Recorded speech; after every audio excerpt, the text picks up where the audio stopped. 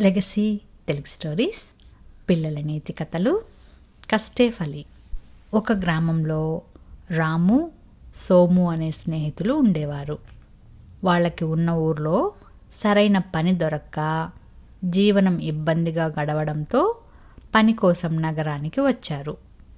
నగరంలో ఒక వ్యాపారి దగ్గరకు వెళ్ళి ఏదైనా పని ఇవ్వమని అడిగారు.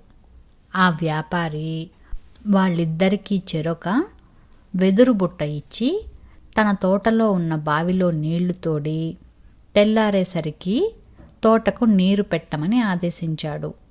వెదురు బుట్టతో నీళ్లు తోడడం ఏమిటి, తెలివి తక్కువ కాకపోతే అనుకుని సోము ఆ రాత్రి పడుకున్నాడు.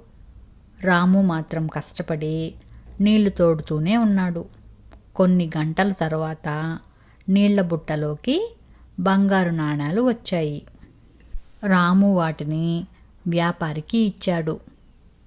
అతని ప్రయత్నానికి, మంచితనానికి మెచ్చి బహుమతితో పాటు ఉద్యోగం కూడా ఇచ్చాడు.